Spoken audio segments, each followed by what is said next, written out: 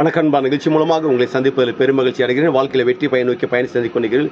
இந்த பயன்கள் நல்ல முறையில் வெற்றி பெற என் அன்பின் வாழ்த்துக்கள். நீங்கள் நல்லா இருப்பீங்க. இப்போ இருக்கிறத விட 1000 மடங்கு அதிகமாக முடியும். நம்ம சேனைகள் கர்த்தர் தாமே உங்களை ஆசீர்வதித்து உயர்த்துவராக. நல்ல கவனிச்சு பாருங்கள். எந்த துறையை நீங்கள் எடுத்து கொண்டிருக்கலாம். ஒருவேளை சின்ன சின்ன வியாபாரங்கள், சின்ன ஒரு ஜாப் எடுத்து ரன் பண்ணலாம். பெரிய பெரிய வியாபாரங்கள், பெரிய பிஸ்னஸ்கள், பெரிய கான்ட்ராக்டுகள், அடுத்து நீங்கள் தேர்ந்தெடுத்துக்கிற எஜுகேஷன் டிபார்ட்மெண்ட்டுகள், எந்த காரியமாக இருக்கட்டும், விசேஷமாக ஊழியமாக இருக்கட்டும், எந்த டிபார்ட்மெண்ட்டு நீங்கள் அபிவிருத்தி ஆகணும், டெவலப்மெண்ட் ஆகணும், இன்னும் பெத்த நிலைக்கு கடந்து வர வேண்டும் என்று நீங்கள் விரும்புகிறீங்களோ, ஆசைப்படுறீங்களோ, அது குறித்து உண்டான நாலேஜை மட்டும் கொஞ்சம் கற்றுக்குங்க. வேறு ஒன்றும் கிடையாது. எந்த டிபார்ட்மெண்ட்டை நீங்கள் உருவாக்கணும், இதை பெரிய லெவலில் கொண்டு வரணும், ஆசை விருப்பத்தோடு ஏக்கத்தோடு இருக்கிறீங்களோ, அந்த டிபார்ட்மெண்ட்டை மட்டும் இன்னும் கொஞ்சம் நீங்கள் விரிவாக கற்றுக்கிட்டால் போதுங்க. அது கற்றுக்கும் என்ன உண்டாகுதுன்னா, அதை குறித்து உண்டான நுணுக்கங்கள் ஏற்படும். எந்த விதத்திலுமே அது டல் ஆக முடியாது.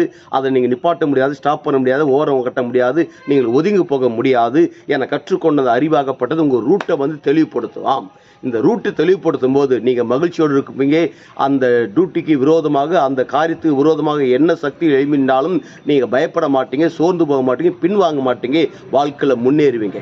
அப்படி முன்னேறும்போது என்ன நடக்குது? ஒட்டுமொத்த உலக நாடுகளுக்கு நம் ஆண்டவர் இயேசு கிறிஸ்து உங்களை கடன் கொடுக்கும்படியாக வைக்கிறார். நீங்கள் வற்றாத நீரூற்றை போல இருப்பாய் என்று சொல்லி உங்களிருந்து விடைபெறுகிறேன். உங்கள் நண்பன் ரவி, பெரியபாளையம்.